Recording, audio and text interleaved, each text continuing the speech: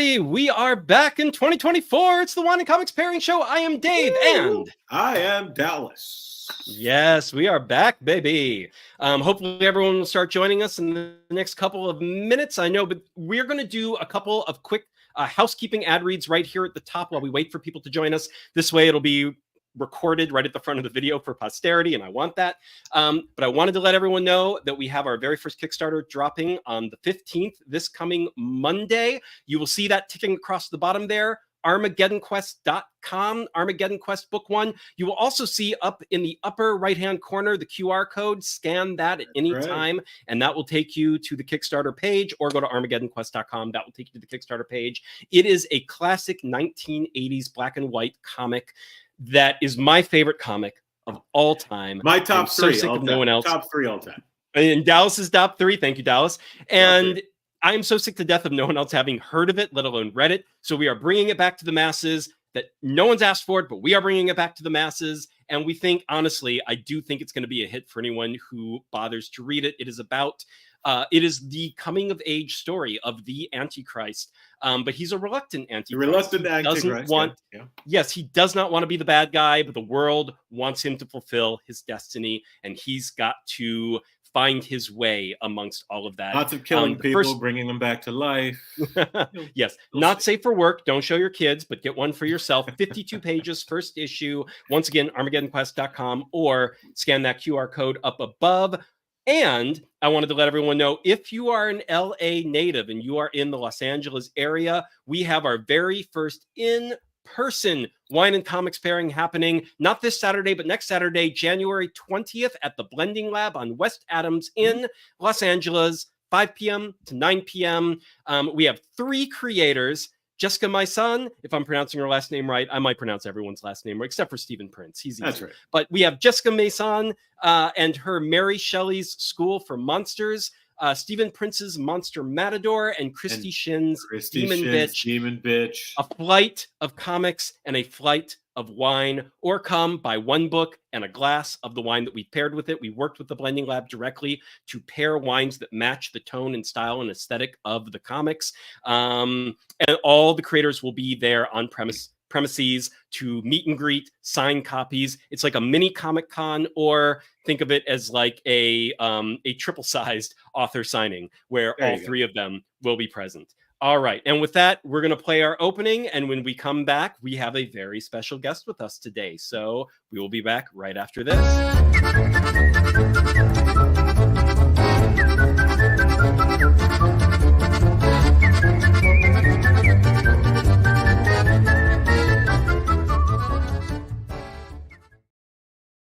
Hey, everybody, and welcome Corissa Grant of Worthy Choas Comics and the creator-writer of Redemption, issues 1 through 8, now on Kickstarter.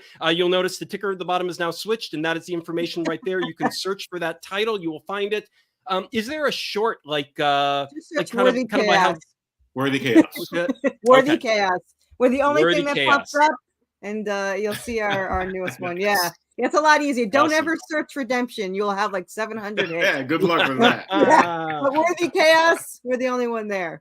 Yay. And Blake Thomas Morgan joining us today. Thank you, Blake. I wish I lived close to cool people. I wish you were in LA too, man. We got to get you out here one of these days. That would be amazing. Also, welcome back, Mother Brothers. Thank you, Blake. It is great to be back.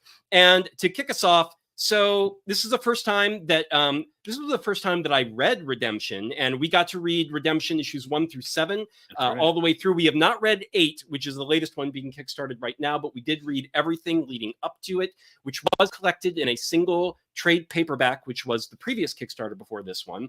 And the trade paperback is available in this one as well for anyone who's interested. Or the hardcover, yes. So get us started, because you are new to the show and you are new to us. So walk us through a little bit. First off, it's Worthy Choas Comics, but is Worthy Choas also, I got the sense that is sort of the title of the overarching story, correct? Yeah. And then Redemption is the current book / story within Worthy Choas. Yes. Yep. Okay. So it's Worthy Choas Comics. It's the brand, it's a label, but it's also the story name on top of everything. Yes. And so walk us through, what made you become a creator? What made you become a writer? why comics? And start us there, because that is always, the question du jour. Why in God's name does anyone want to do comics? It's obviously because you love it, but why do you love it? Although I'm going to take a stab here and guess there was some role play. Yes, okay. Absolutely. Right, there was role play. That was actually that was it. There was role play. There we go. I started role playing after I became obsessed with Resident Evil 2, and I role played as Claire Redfield for 15 years. Makes and sense. Yeah, and I had this story in my idea about this angelic weapon and this angel that was using it, and blah blah. And I held on to it for I think 11 years before I found my co-writer. Then we started. I was just like, I found her. I had many other people that I wrote with for 3-4 years, and they were amazing amazing writers. But for some reason, me and her just clicked instantly. And even though everyone always wanted this role, I didn't give it to anyone. The day after I got one reply from her, I was like, okay, I have a role for you. She's like, well, I never take roles, but okay, I'll take it. And I sent her a 4,000 word starter, and that was it. We started writing nonstop. And for those who don't know, I'm dyslexic. So when I first started, I only wrote one-liners for 2 years, and then just para for 2 years.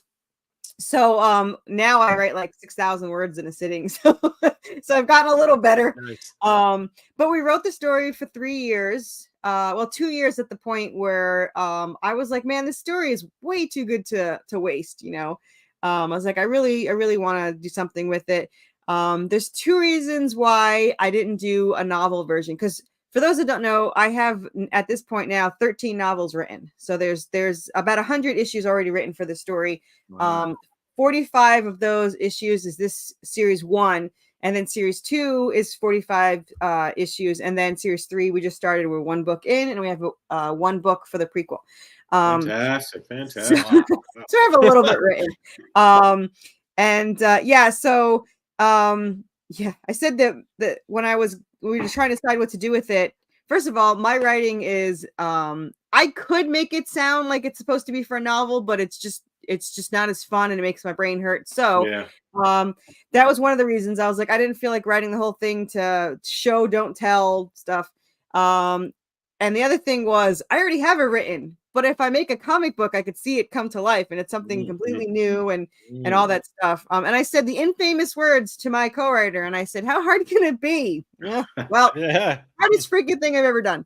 So the way our story is written, so I write the story, I start it.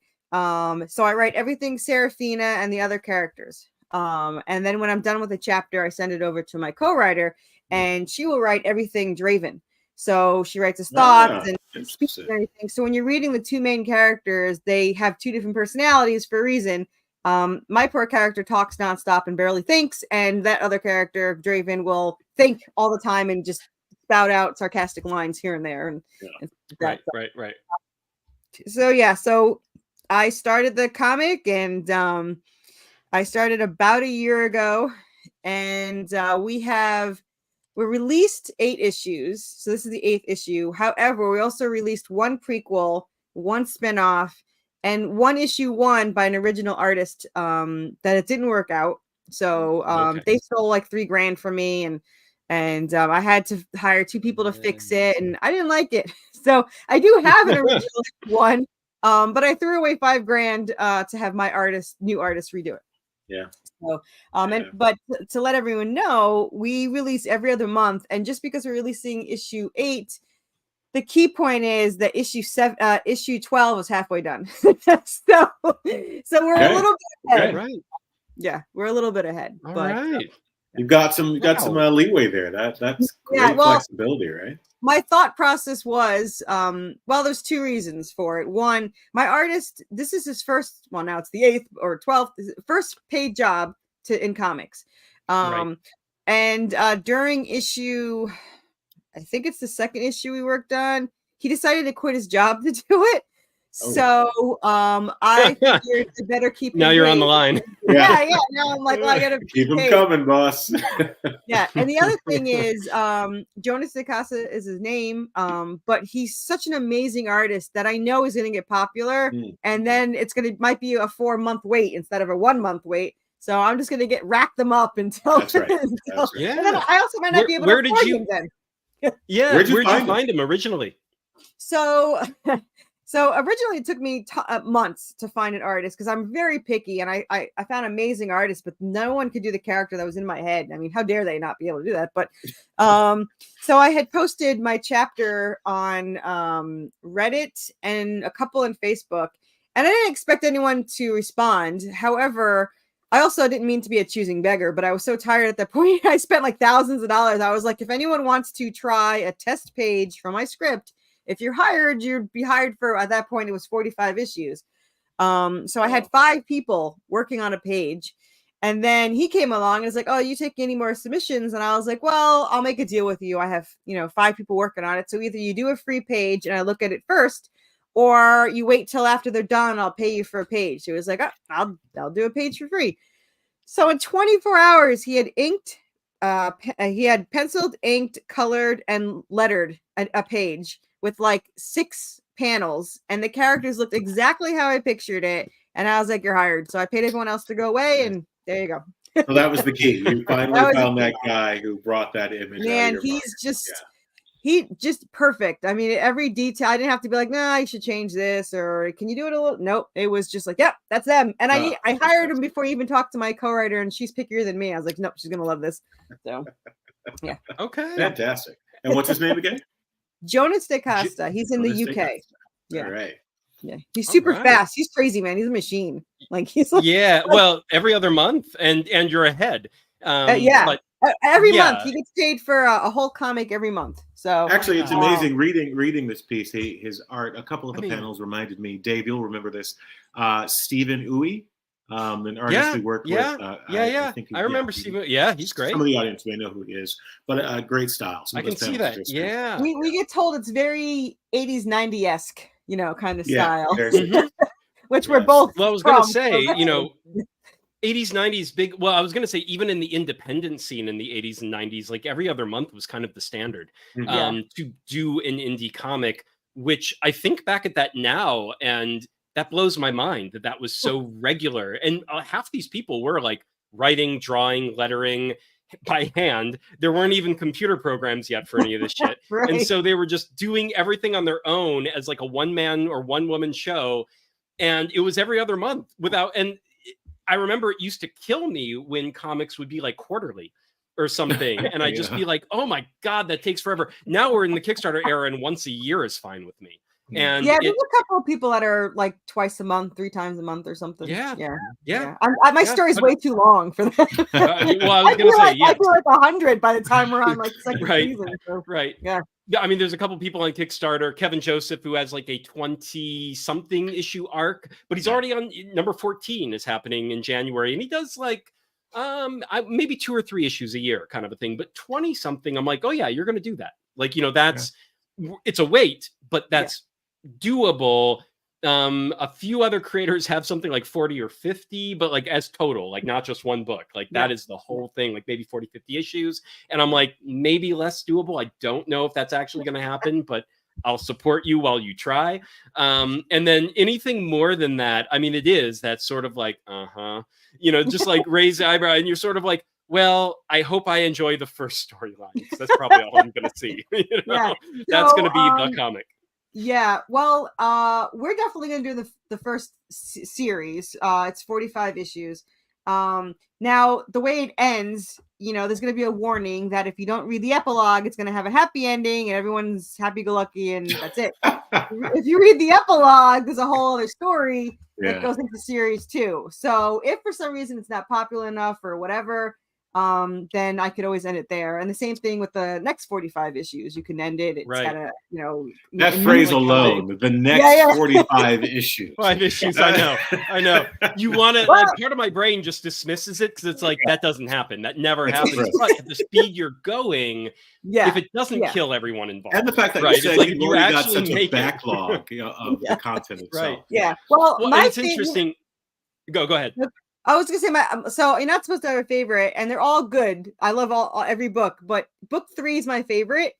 So that ends at like 22. Okay. So like I know they'll be done in no time. Okay. probably by the end of this year, they'll already be done and printed and whatever. Yeah. But I mean, I as long as my house is standing and my husband hasn't left me over it, and if he does leave me over it, then I have more time. So there could be that too. But he made the infamous words of "go all out for 2 years," and I was like, "You're gonna regret that." But and this is year 2, correct? Huh? This is year 2 that you're about to embark on? This is I just finished year 1. Yeah. So we're going. Wow. So Halloween of this year is okay. But I did go all out because I have all the covers of all the variants for 2024 and 2025 and probably some in 2026. So I did go all out. Wow. So yeah. Yes, you did. So, yeah. That is as all out as it gets. Yeah, and book 2 has I kind of went a little overboard on the covers. I think I spent like $4K or more in the covers because I suddenly got this idea that I had to have an artist from as many inspired stories or whatever that I have for this. So Resident Evil is one of obviously my favorites. So the cover that you see for this is the metal cover, but for issue 8, Jeremy Rampak, who worked for Marvel, DC, Blizzard, Capcom, IDW. He was the interior artist for Injustice, but the important part is he was the interior artist for Resident Evil. So I had to have him. And then I was like, well, now I need to find Buffy because Buffy the Vampire Slayer is another big inspiration for me. So I got Carl Moline, which did the interior art for Buffy, the comic book, like I think season 9 or 10 or something like that. So he did the next cover for 9. And then 10, he's a Marvel artist, Ivan Tao. And then I just got talked into him because he's amazing. And then issue 11 has Kevin Sharp, who did the interior art for Army of Darkness, all that. So yeah, I tried to get someone from everyone. I'm still looking a bit of a side note here, creators out there, young creators, if any young creators are watching, about weaving in your inspiration where possible, whenever possible, into your products and your project. And Corissa, I want to ask you, how did you go about that? What was the process of getting those creators involved? Torture. I had to torture them all. Pretty much I had to, and let me tell you, you think it'd be easy, but it's not as easy as it should. I researched one at a time. Resident Evil, who are the interior artists, who did the covers, who, whatever. Then you have to go through and find each one. Then you have to Google each one or search Facebook for each one. So I think most of them I was able to find, except for one, I was able to find on Facebook. And I found a Supernatural one, and they got back to me and they said that they're too busy. And I was like, listen, I have like 100 issues. I don't care. Put me on a list. Right. So I'm hoping that eventually Supernatural can get back to me. Silent Hill has not gotten back to me yet. Terry Jones. I was going to ask about Silent Hill being an inspiration because there's a lot of the atmosphere and the vibe of the story. My crosshairs are Buffy, Silent Hill, and Resident Evil. That's and Supernatural, I agree with that one. I was even gonna just about mention when I just said go ahead, I was just about to mention when you said you could kind of end it after book 1 if you had to, if you wanted to. And I was like after season 5 of Super Fucking Natural, when it's they were like, this is the end, and then they're like, but just in case, here's a coda. And we're gonna, we're too popular. Okay, we're still going, and we're not even sure.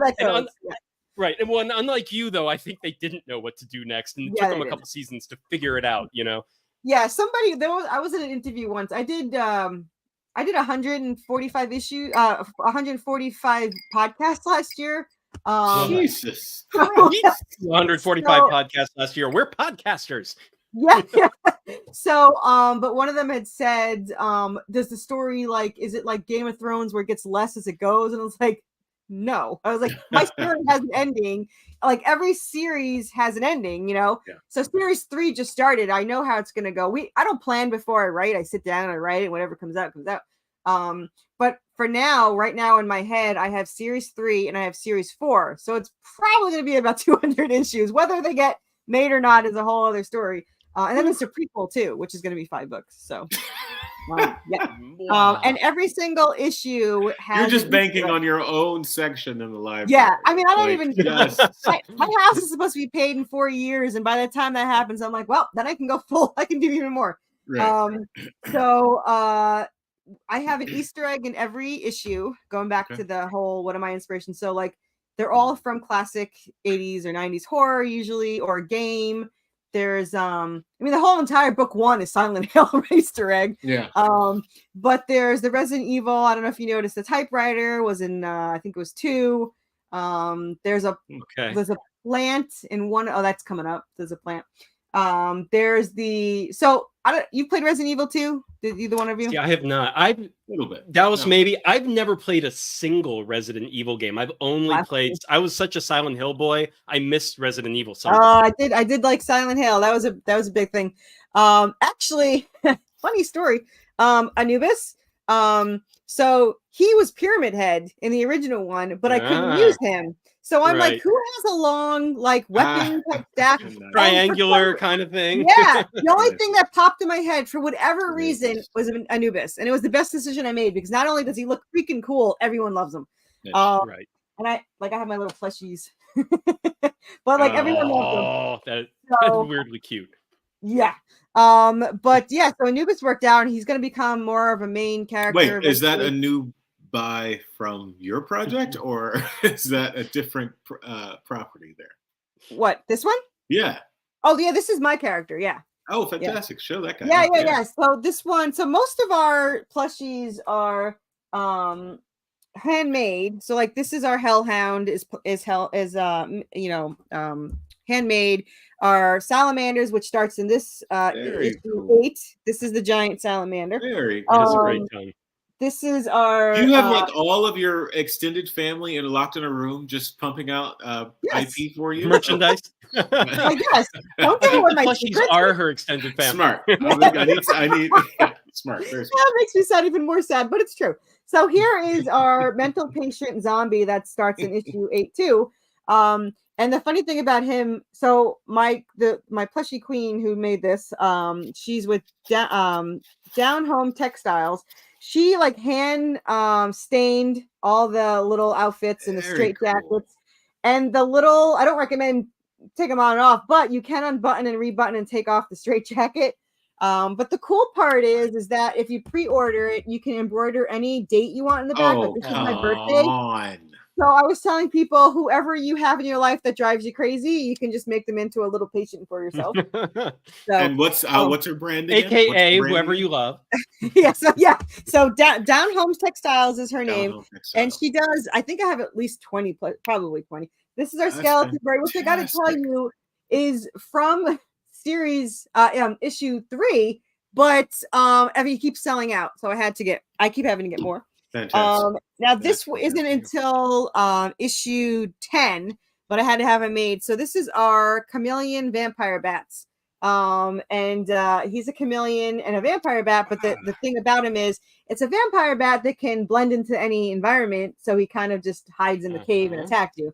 But his wings have, wires in it. His tail has a wire in it. Are any of these included as bumps with in any of the campaigns?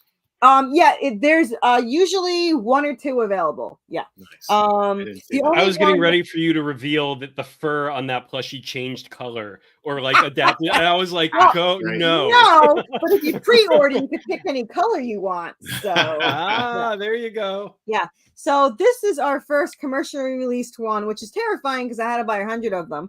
But then he turned out really, really well. This is, you can see. I did it on the first try. I had no faith in these people whatsoever, so I apologize in advance.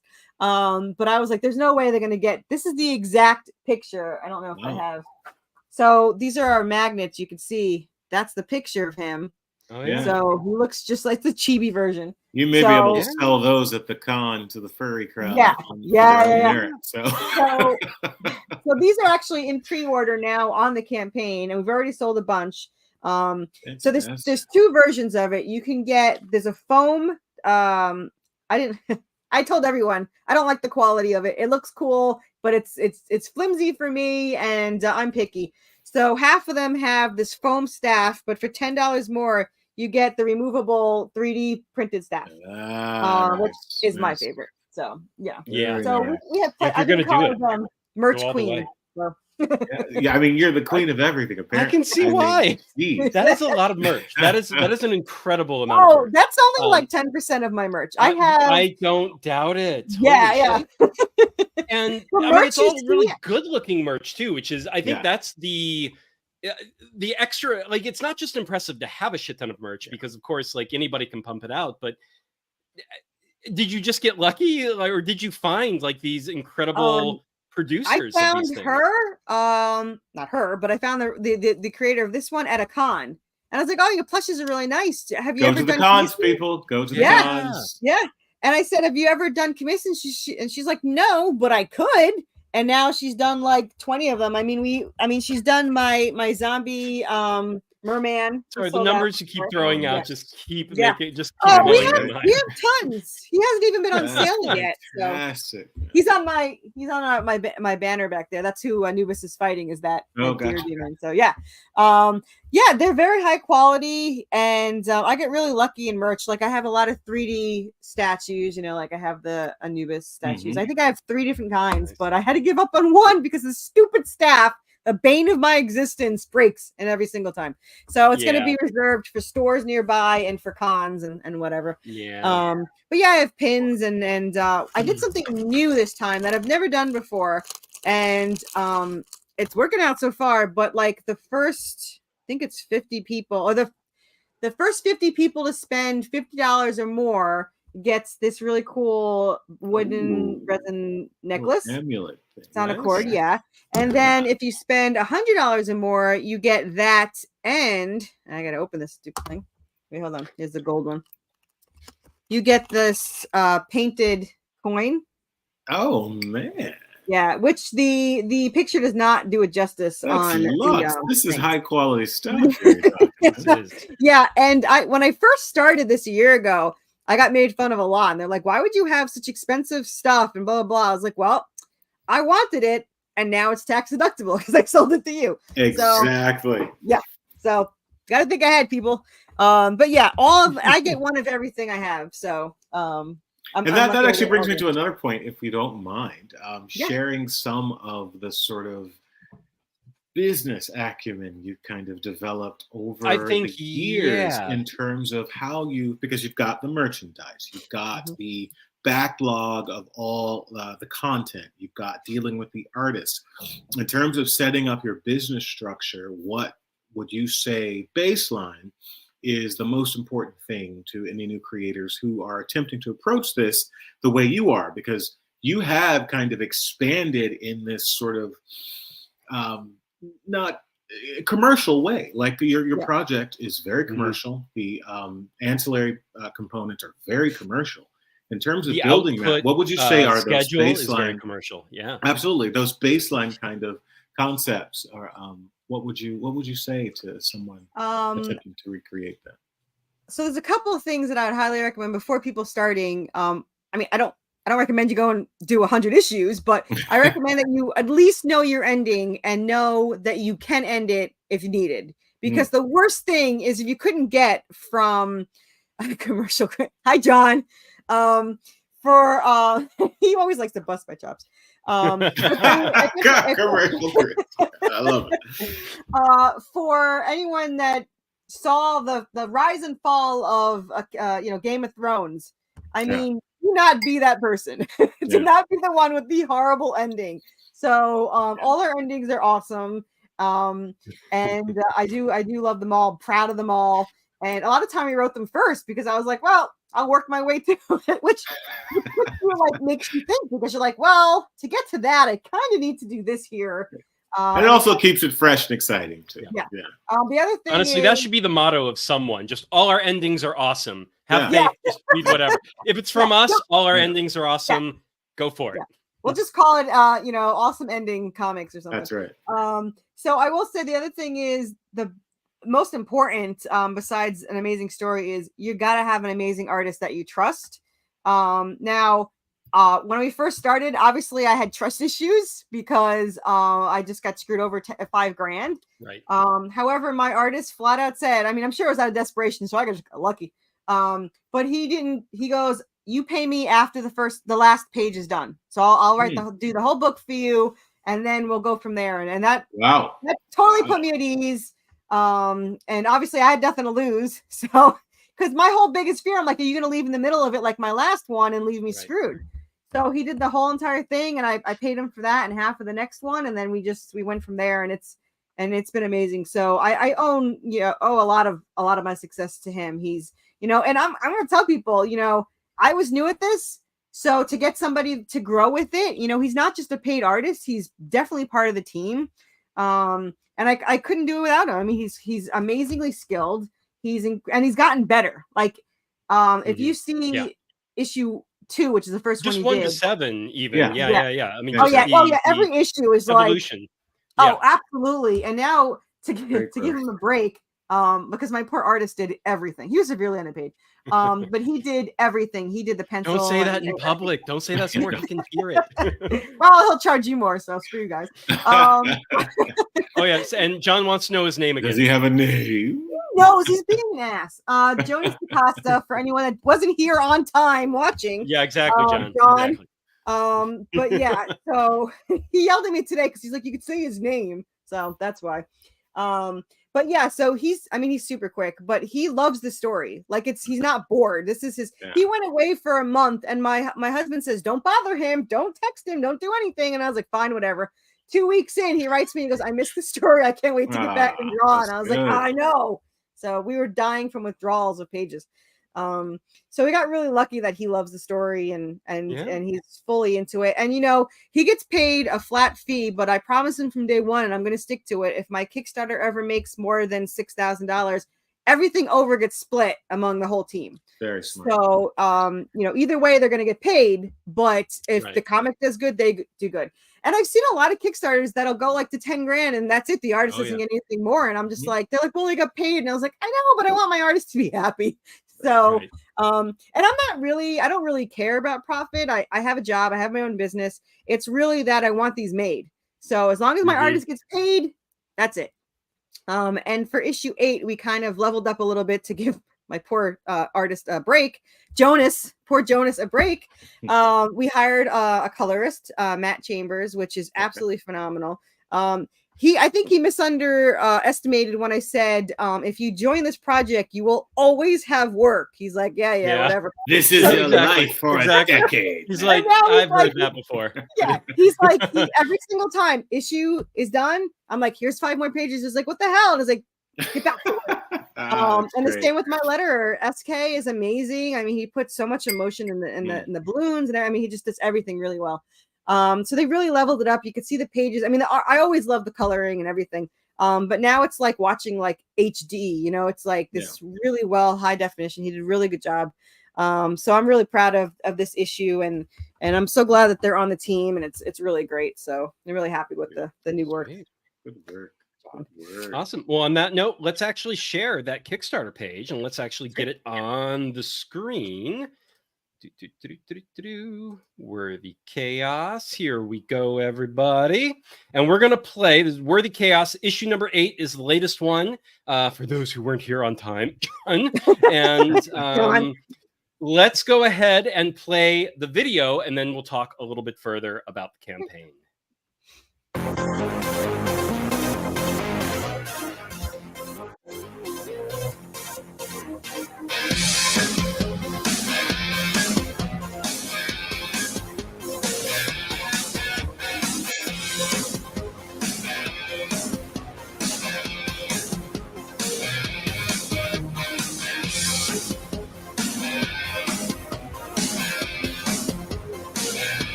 How difficult was the editing process, by the way, for the video?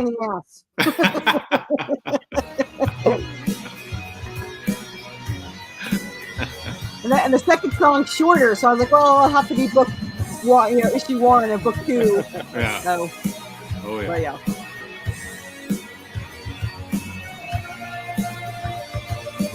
And you can get both these songs as add-ons. They have the vocal and the instrumental version together for $3 each, or $5 for both. So. More product, more IP, rounding it out, man. Yeah, the goal is to have a new song per book. So I told them they have 1 year to come up with the next song. You're really thinking like a multimedia, transmedia producer.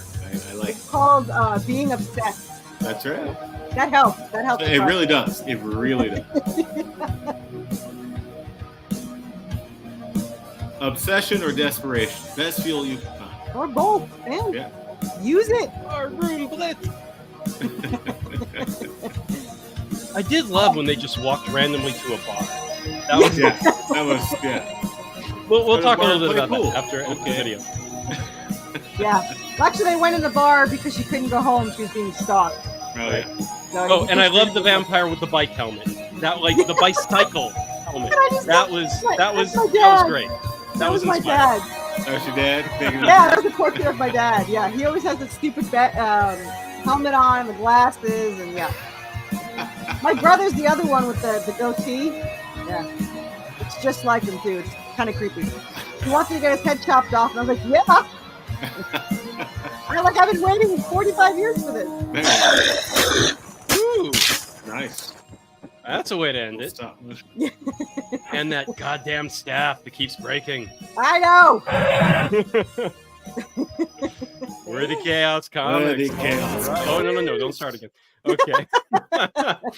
So I did want to say on the bicycle helmet vampire too, because vampires are always they're so stylish, and they always know how to dress in ways that are stylish to the audience of the moment. And I'm like, if vampires were immortal and they could be anybody, come on, some would be dunces, some would be 100%. styled dunces. And the fact that there was just this guy wearing the helmet, he just got off his bicycle, I was like, nice, I like that, thank you. Yeah, I thought he was pretty cool. Yeah, my artist put the other ones in tuxes, and I was like, okay, it's whatever.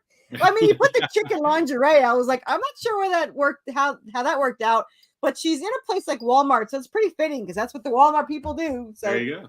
Yeah. Yeah.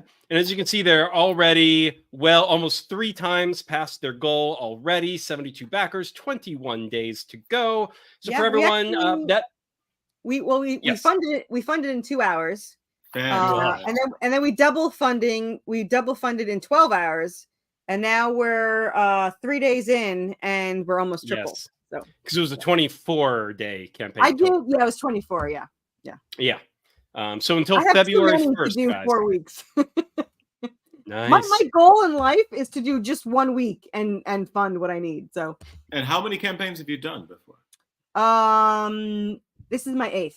8. Because I did an issue 1 that made $900 because I'd never been on a podcast. I didn't know what I was doing. I was like, here, mom and dad and everyone else I know. Right. Yeah. And then my I think it was so that ended November. No, it ended December 1st or something. And so January we kicked off with 1 through 3. So my artist had done 1 through 3 in 2 months. And I don't start until I have them done. Mm-hmm. So we had the 3. And that made $2,800, and then it's been every other month since, and it's made over 3,000 each time. So we're hoping to keep up that trend. So. Gosh, how did you build? Really cool. That's a good question in terms of 140 podcasts, baby. That's just getting out there. Yeah, there's something in that, right? There's something in just volume. Well, and also I will say the fact that you were able to do, and I don't know how quickly you got to every other month. That's actually a question. When did you start doing every other month? Did it take a couple of issues before you actually got there? No. Okay. So January was 3 issues. Okay. And then we had to wait 6 weeks because my artist was away. So then we did issue 4, And then 3 weeks later, I think we did issue 5. And it was like 3 to 4 weeks after each one ends that we would do it. And we I ship out the day it ends or the next day, depending on how, it goes. I like, you don't even get paid for Kickstarter for 2 weeks, but as soon as your payment goes through, I'm pretty much going to ship it. And I already sent 8, 9, and 10 to the printers. So those are going to be completely done. And as soon as he finishes 12, which is 40 pages, then I'm going to send 11 and 12, and then pretty much the year is done. So. So for those of us just joining us, this series is coming out on a bi-monthly fucking basis, which is insane, but it's amazing. If it's ever like, if my fans can ever afford it, it'll be monthly. But right now, right.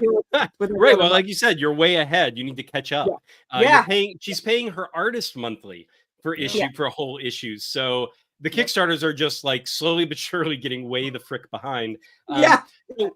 But give us, for anyone watching that is not familiar with the series, what is your basic, like for people coming in at the very beginning of the series, what's the pitch of this story? So I always say it's Buffy the Vampire Slayer meets Supernatural in the town of Silent Hill in the world of Resident Evil with Good Omens, The Crow, and the Evil Dead tossed in there. So nice. the actual story, everything you've ever seen ever is in there.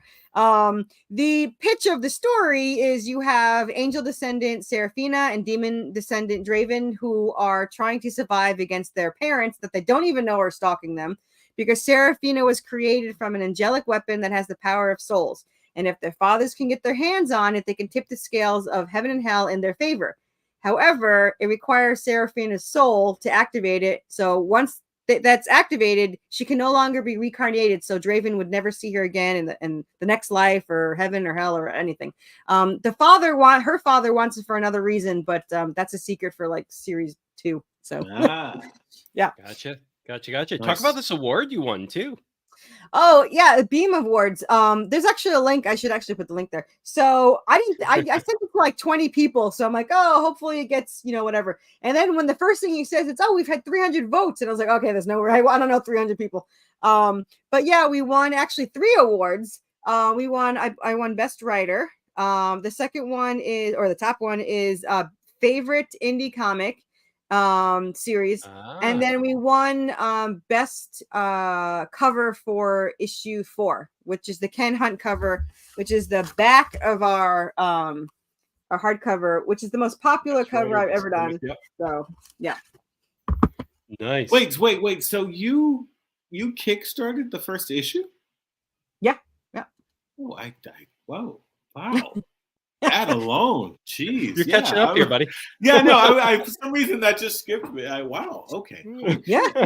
In a year's time, I've had if you want to count the ones that are out, it's only let's see, 8, 9, 10, 11. So I've had 11 comic issues actually made fully.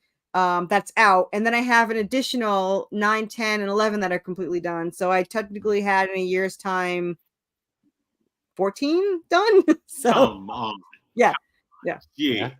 Thank God for credit cards, people. Don't do what I do.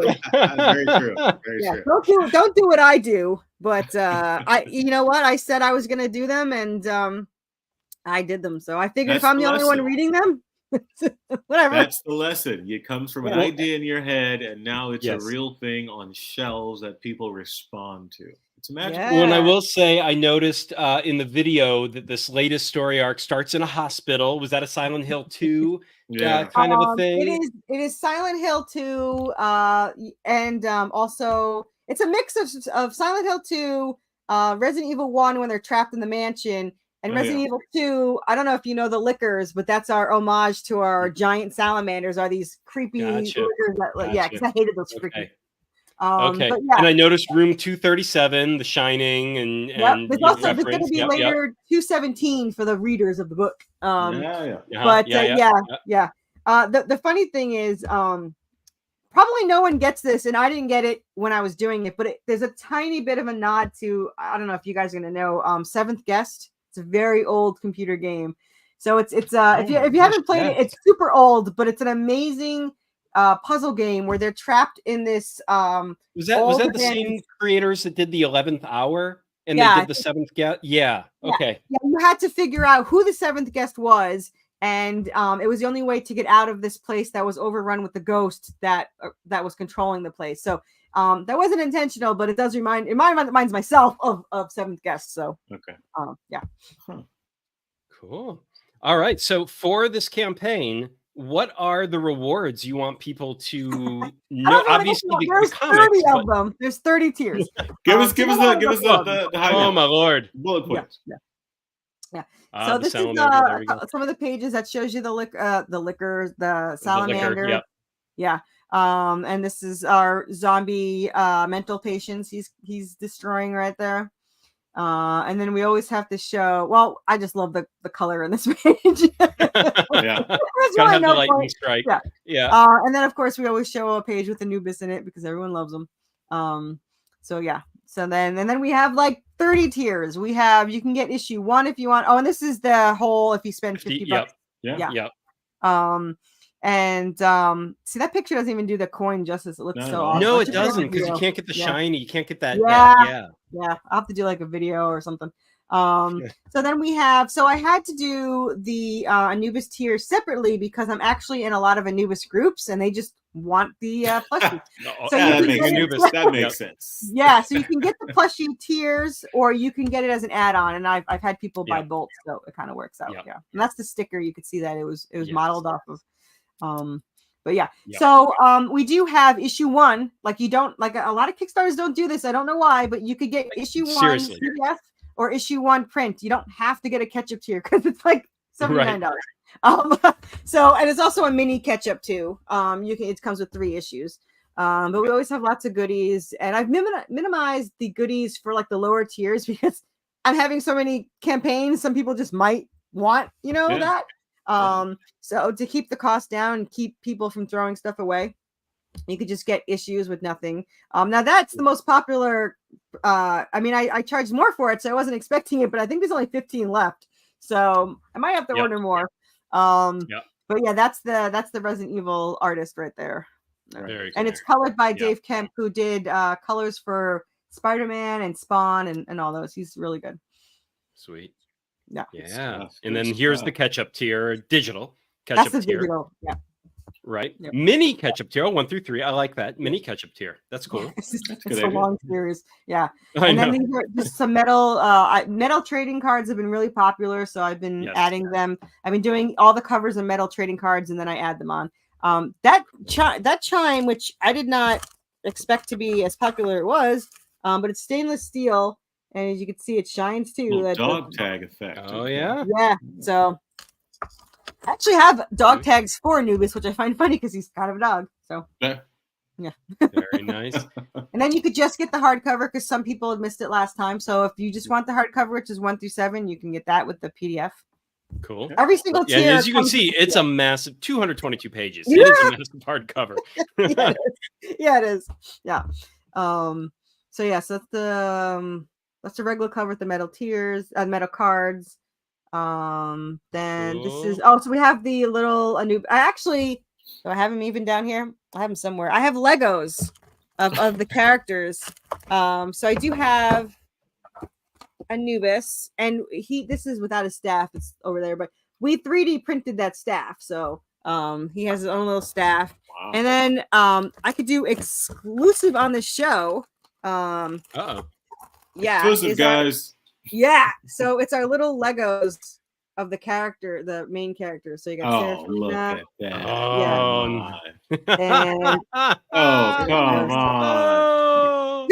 That's great. I love the long blonde hair on the other one. That's great. Too. And their shirts actually have Anubis. It has Anubis and the Hellhound on it. So nice. That's great. Yeah. I may have to order those separately. Embroidered bookmark. That's cool. Yeah. So these are really nice because they're all embroidered from the same person that does my handmade plushies. But Anubis is like taking over the back, so he like really cool. I see it. Yeah. Those are a lot bigger than I thought they'd be. They're huge. They're huge. Yeah. Then we have the metal tier, the metal cover, which you can also get as an add-on too. Cool. All three covers. This is what my brother gets every time. And all the buttons to come with the hardcover. Yep. I have so many buttons. Are the shot glasses coming? I have shot glasses. It's just they're a pain to ship. How did I know you were going to say that? Let me tell you something. So, well, you know what? I feel like shot glasses are that thing that everyone tries, and then the collective wisdom is don't. Yeah. What you see, like what's on my Kickstarters is like 60% of the merch you already have. The merch I have. Yeah, I have so much merch that I have to spread it out. So yeah, I'm trying to spread things out. I love it. Yeah. I mean, look at all this shit. This is amazing. Anubis, there's the bust. We saw that earlier. Yeah.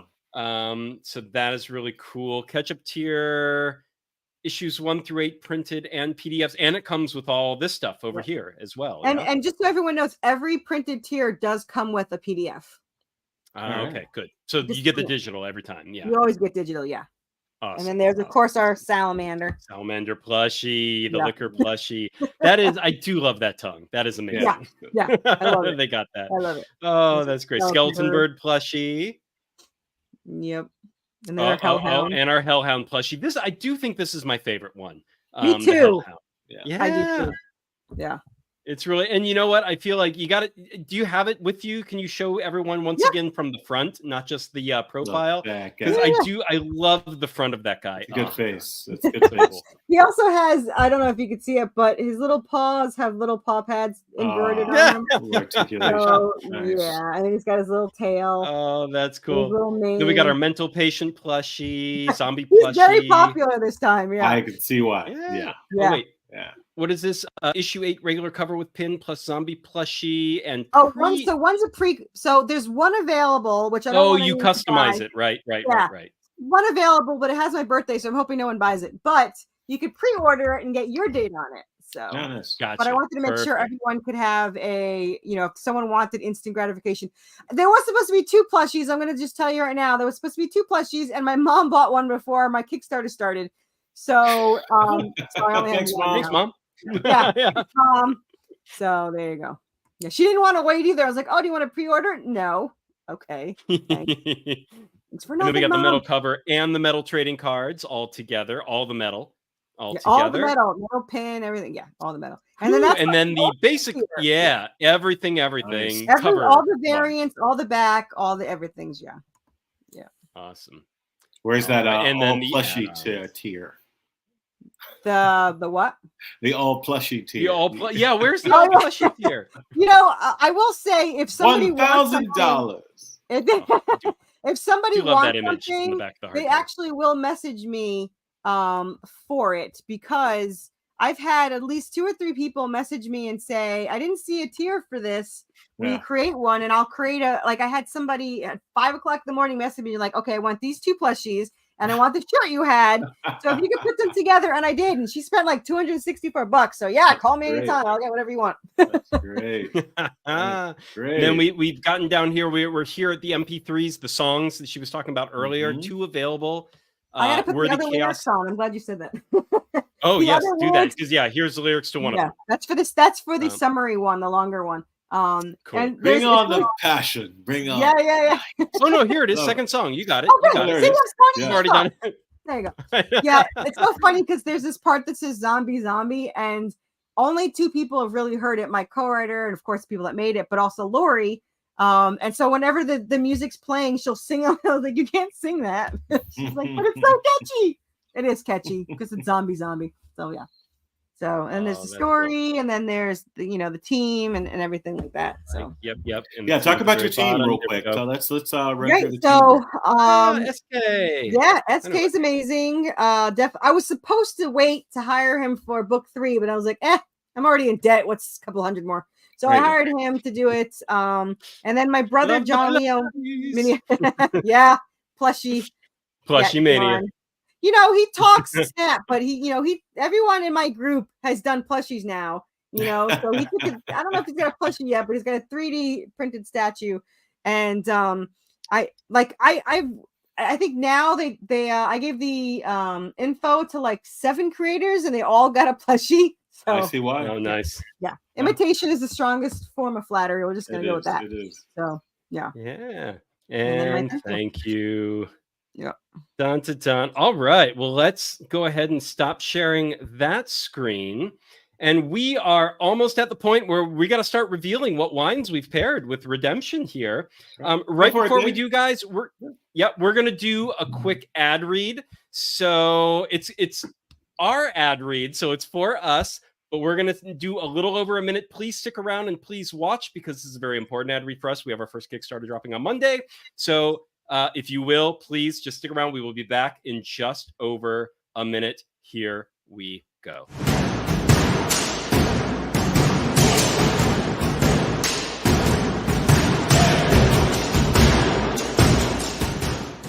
Oh yeah, it's an ad read. It's our show. We get to do it. We get to do what we want.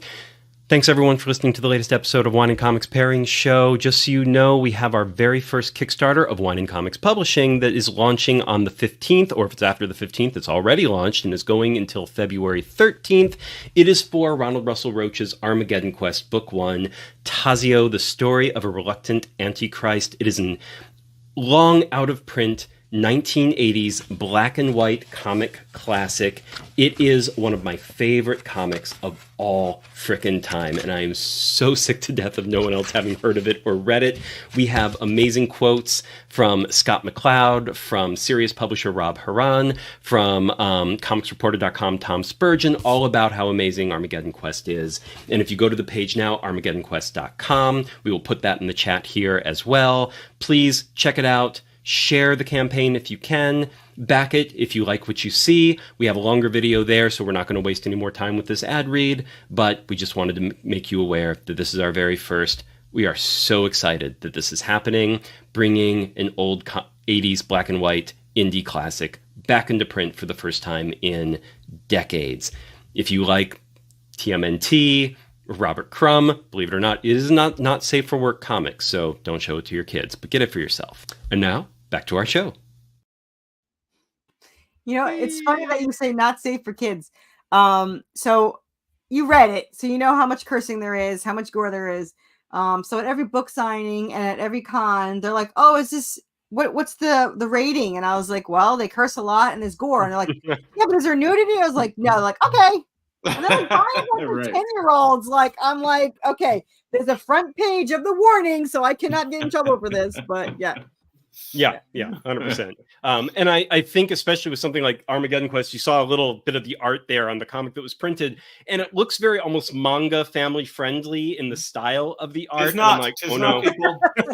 I'm like, don't let that fool you. It starts that way, and then you'll just flip a page, and you're like, oh shit, close it. And you're like, this is not for your children, unless you want your children to grow up to be. You won John over. He's like best ad. So, oh, there you go. Best ad ever had read to me. That's good. I'm glad. All right. So, wine. What did we decide to pair with?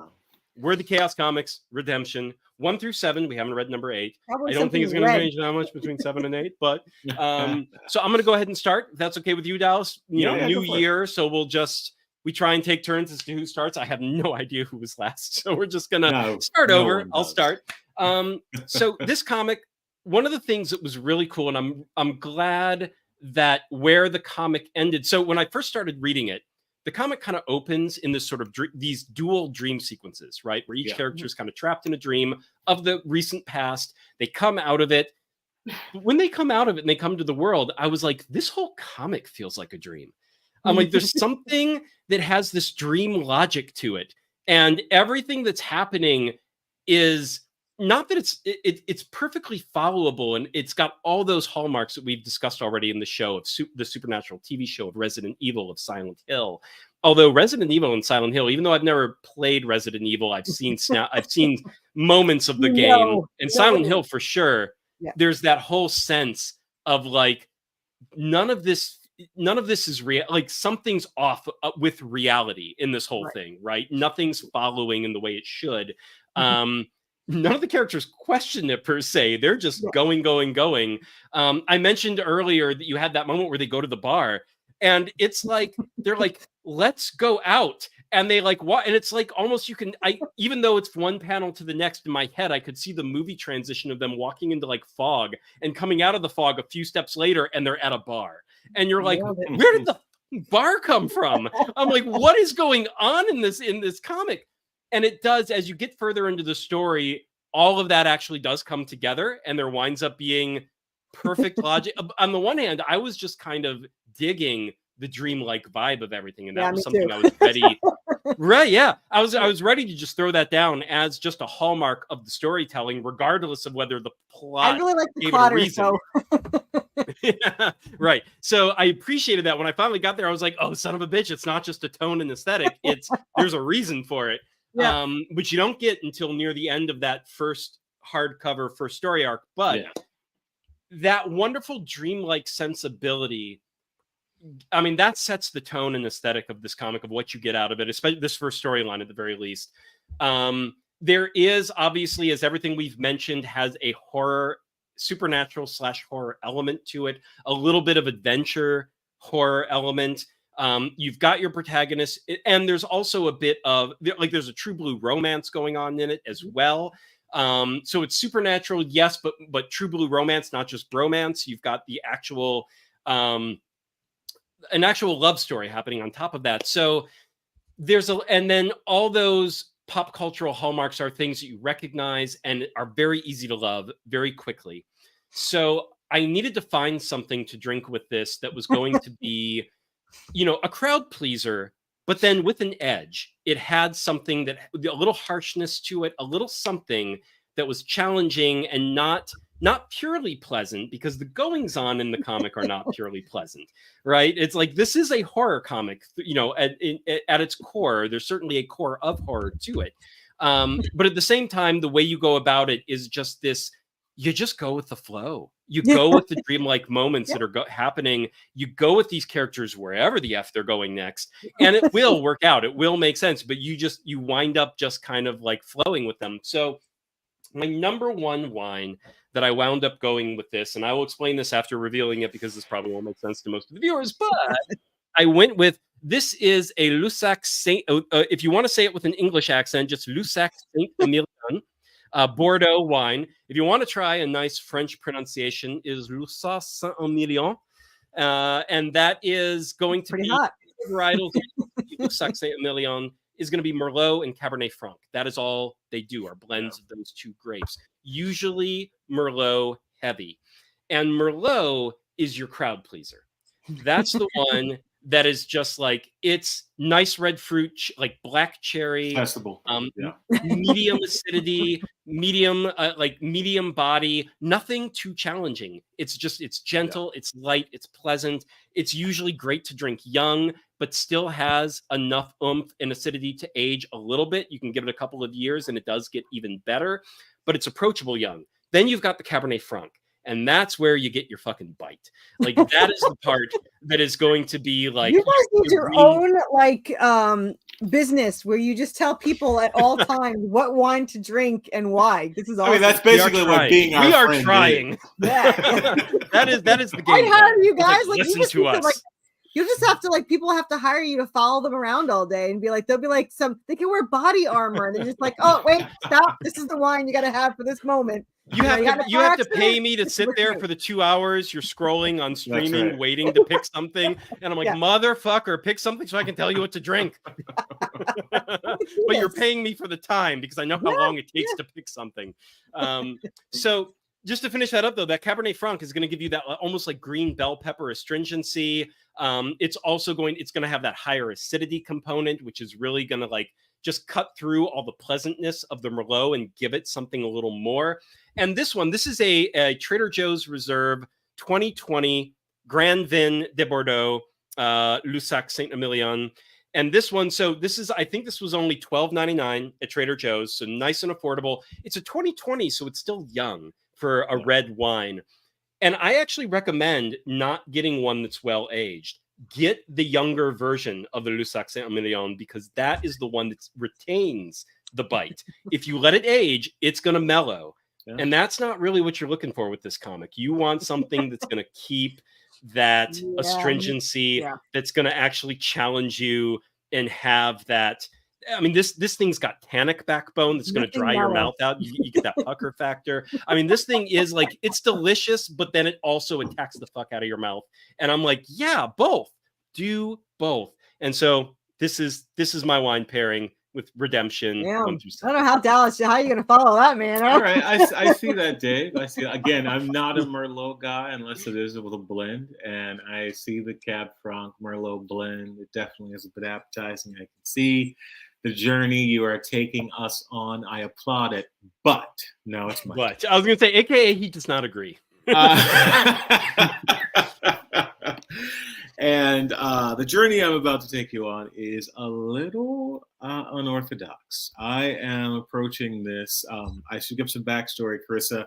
When I approach these wine pairings, it's one of two options. Either the wine or series of wines I'm drinking through the reading of the project, or the wine I would want to sip while inhabiting the world of the project.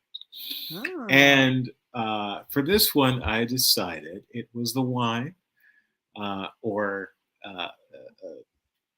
spirit I would want to drink while walking through the world of this IP as a character. And because of the sort of vistas you create with the town and all the different locations of all the fighting and the sort of the hotels and the the apartments, and it's got a Norrish quality to it. And you've got that backbone of the relationship. Will they, won't they, did they? Which is so sweet, and it's also it's kind of indicative of that WB kind of IP, where it's so cheesy in a way, in such a satisfying way, because it is. It's sort of it's a cereal in a way. It's what you kind of come back for. It's the icing on the cake in many ways. Like in a bowl cereal. Or no, television cereal. But yeah, we'll go with Saturday morning cereal. I was going to say like cake, like sugar bomb cereal. Yeah, nice. But and you've also got the darkness, you've got the depth, and you got the appeal of the old world. And so I imagine myself walking through this world as the guy who's just in the back of every panel, leaned against a wall with the glass in his hand, going, "What the hell are they doing?" I sense a new character coming. Everybody that says this too says that precise thing. So I'm waiting for it to pop up at some point. Yeah, you might be my Easter egg. I don't know. but that's essentially me standing in the background, sipping while they're in the fight, in the bowels of hell, or in some canyon, or in some bar. It's like, is that a black guy in a beanie with a glass of wine back there watching? Okay, yeah, so that's me.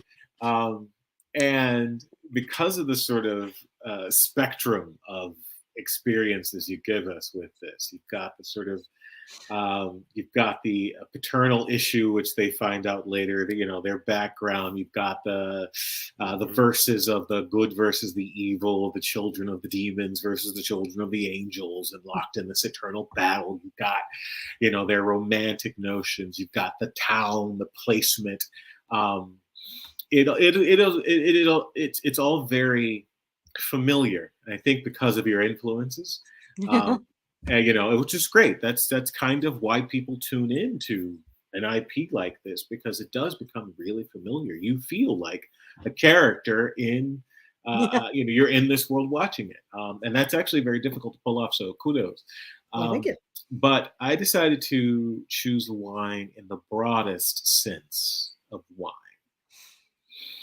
I decided to go. I can see Dave's eyes are already like, where the hell is this going? I decided to go with an old world version of plum wine.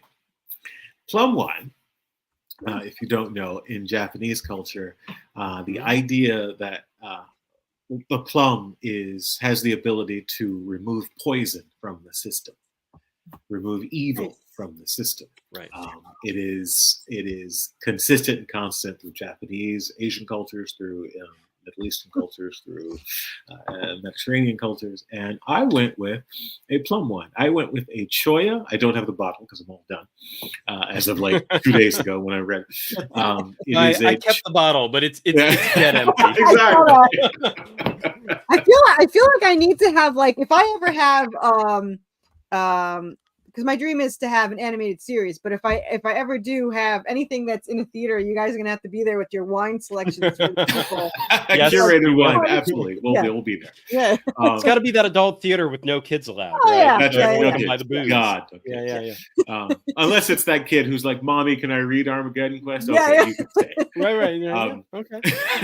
But I went with Choya plum wine. It is Japanese. It is best served chilled, of course. Like I said, the background of plum wines, it's this mythos lore that it removes poison and can purify. Is Choya the ones that have the plums in the liquor as well, like soaking in the bottle? It is umeshi. Yes, umeshi, absolutely. It's very rich, very sweet. I generally can probably go through an entire bottle. It is one of those things that's so sweet, and I'm not a huge sweet guy, but it also feels. You seem kind of sweet to me. Hey, oh my God! Yay! No. He's not. Not at all. This is all an act for the camera. Oh, okay. Good. Right. No, but it is very flavorful, very fun, very bright, and one thing about the relationships you have with these characters is I do sense there is so much potential brightness between these characters if they could just get the chance to go on a vacation where there were no demons running out at them. Get out of the Silent Hill Resident Evil world. It'd be so much fun. It'd be so like real so Hawaii with nothing else there. We actually started just for fun once. We were writing where they were going to Hawaii together. However, nothing goes right, and like the volcano goes off, and there's like all this stuff that happens. So it was so close to being a vacation. So yeah, we'll have to do a spin-off where they get a vacation or something. Yeah, absolutely.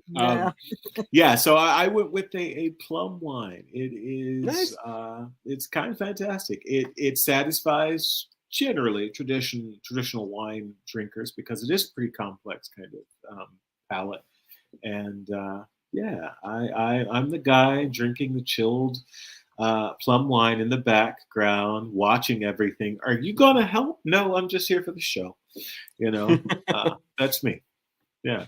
We'll say you had me at Supernatural and Resident Evil. Can't wait to dive into this comic. And now I want the wine too.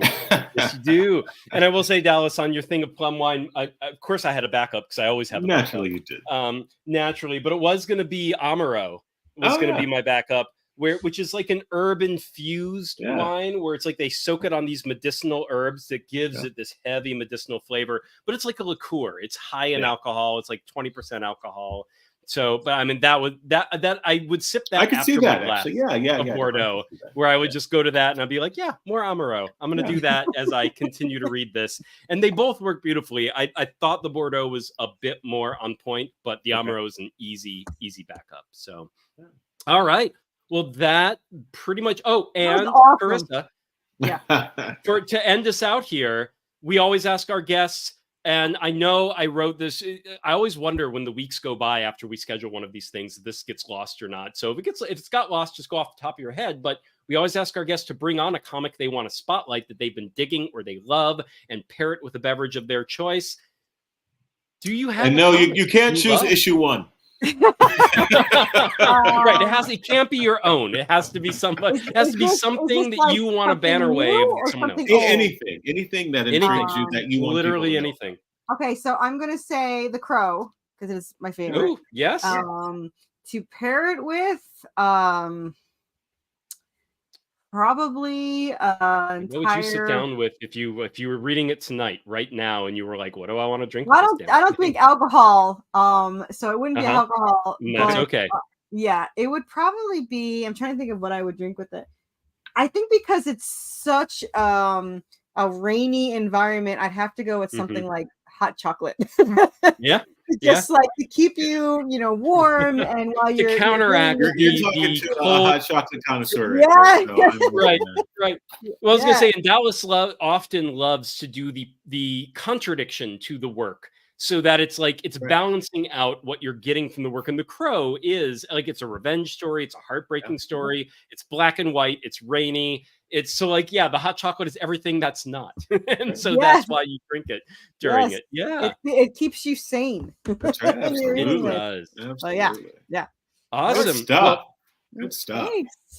Any last thing you want the viewers to know before we close this out, or how you feeling? What should we be looking out for? Outside of this Kickstarter, which runs until, once again, guys, February 1st, I think. 1st. And issue 9 is March 4th for anyone that wants issue 9. It's already in pre-launch, but I haven't announced it, so it's only got like 25 people in there. But it is in pre-launch. I would say first, the best way to find, as we talked about before, is to search Worthy Choas on Kickstarter. We're always in Kickstarter. You pre-launch or live, we're always there. But you could search pretty much Worthy Choas on anything. If you search it on Facebook, and we'll put the link in the comments one more time.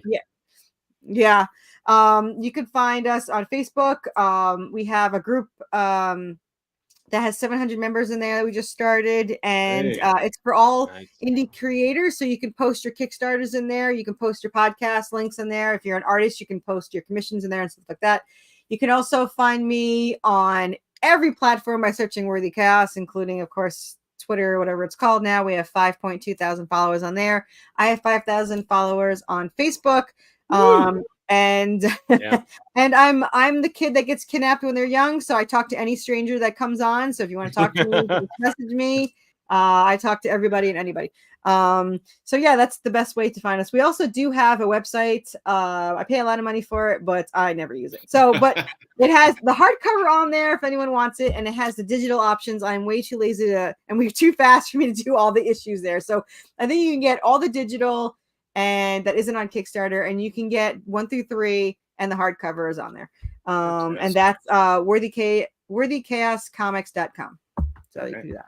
So there you go. Beautiful. Worthy Choas, guys. Yeah. All right, guys. Thanks so much for joining us today. Thank you so much for joining us, Carissa. Thank you. We love the comic. I know. I can't wait for. I mean, I don't have to wait for the future issues, really, compared to how I'm used to waiting now. There's not really any waiting. Yeah, everyone says, why do you like they like it, but they're like, I can't believe you send them out so quick. I was like, well, I have to send them out right away because my next Kickstarter is like in 3 weeks. You got to get your issues. You got to fulfill. And you don't want Kickstarter breathing down your neck, being like, hey, why do you not have 3 previous campaigns unfulfilled? You just want to do it. And get I will say on average, our Kickstarter is fulfilled in about 3 to 4 days. I sent a commercial comic IP masterclass coming your way, guys. Someday, man, you never know. Man, I'm hoping. But thanks for having me on, and I love that your reasoning behind the wine. That was awesome. I'm gonna have to replay that again. Our pleasure. We started this for a reason. We want to do it. We love doing it. Yeah. I'm telling you, it's gonna be. If I ever have a movie premiere, you guys are gonna be there at your wine choices and be like, you look like the type of person that needs this. And it's just we'll do it. Hit us up. So we'll be all right. Good night, everybody. We will catch you next time, which will be next week. We'll post that on Facebook and whatnot very soon. But Monday next week is our next live stream. So we will see you there. And good night for now.